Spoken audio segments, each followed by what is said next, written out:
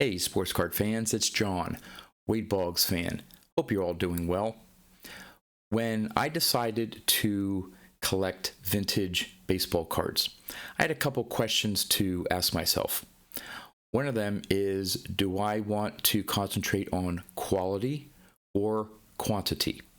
Do I want my collection to consist of high grade copies of cards, big boy cards, and have a few of those in my collection? Or do I want to focus on quantity, having as many vintage baseball cards in my collection as I can? Well, based on my, Wade Boggs collection, I decided to go with quantity. I love baseball cards, love collecting baseball cards, so I wanted to collect as many vintage baseball cards as my limited budget allows. But at the same time, I did not want to sacrifice on condition.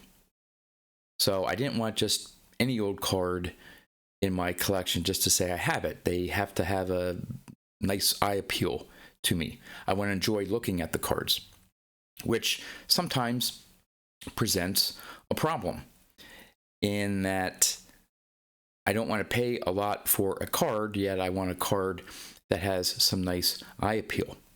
Well, luckily, there are some very inexpensive and cheap vintage cards out there. These are players that are in the Hall of Fame, great players in the history of the sport, but do not command high prices in the hobby.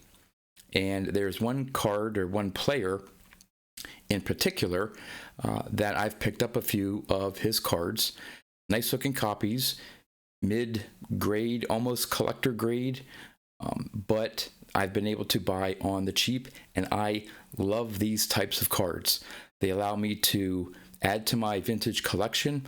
I'm getting cards of a Hall of Famer, and I'm not spending a whole lot of money on them.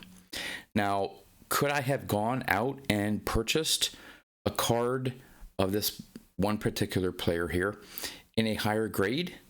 Sure. Would it have cost me another $20, $30, $40 to get a copy in a grade 1 or 2 higher? Yes. Could I have used that money to buy another card? Absolutely. So I have one card to show off today that I got in the mail, and I'm going to show off 2 other cards of that same player that I picked up for right around the same price. So I've picked up 3 cards of this particular player and have not spent a whole lot of money considering what it costs even to get those raw cards graded. So, I'm going to turn the camera around and show off my one card mail day of a very cheap but Hall of Fame vintage baseball card. All right, the player in question is the great relief pitcher, Raleigh Fingers. So, I picked this 1975 Topps card up of his a few months ago. PSA 6, not quite collector grade. Nice centering, bright colors for those borders. The centering on some of these 75s, you get a little bit of diamond centering or, off left to right, what have you. Nicely centered. You don't see any of those little fisheye print dot problems that some 75 cards have. Nice, clean front. Great looking back. Can't go wrong with this card, even though it says it's a PSA 6, and I bought this card including shipping for around $15. Can't go wrong with that. Also, not too long ago, I picked up a copy of his 1976 card. Now, this one was in quote-unquote collector grade PSA 7, but again, centering on this is great. Nice registration, coloring, no print marks. Great looking card. It's not an 8 or a 9. 7 is fine with me. Even the back, nice, clean looking back, well centered. This card cost me with shipping $18.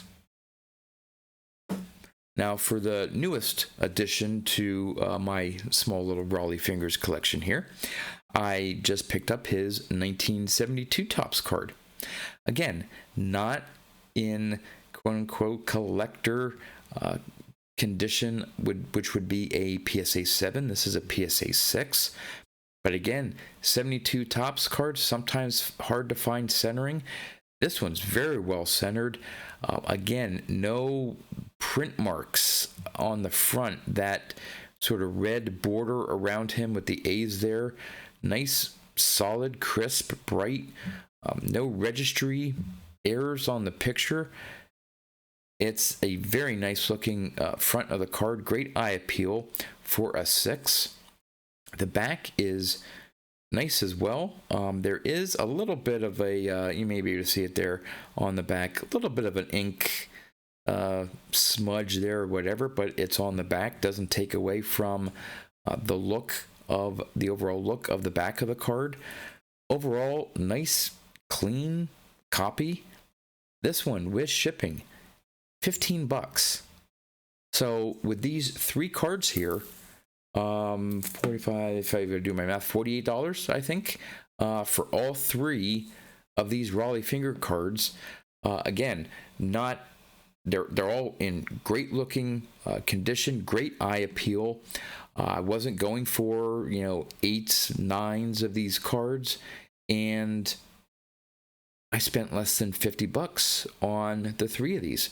So these are really the kind of cards that I love to pick up for my collection. Again, great Hall of Famer, maybe not very popular within the hobby, which is why I'm able to pick some of these cards up on the cheap. But again, I love picking up cheap vintage cards. So there you have it. Yeah, my latest addition to my vintage collection. Let me know what you think. Are you interested in more quality or quantity in your collection, whether it be vintage, modern, whatever sport, whatever you collect? There's no right or wrong answer. I know some collectors and collections that focus on the quality, and they have some amazing cards. And if that's what they're interested in, that is wonderful. But for me, I want to have as many cards as I can. Again, I just love baseball cards, vintage baseball cards. And so these types of cards just fit perfectly within my collecting goal, my budget, my love for the hobby. So that's all I have for you. As always, thanks for watching, and I'll see you next time.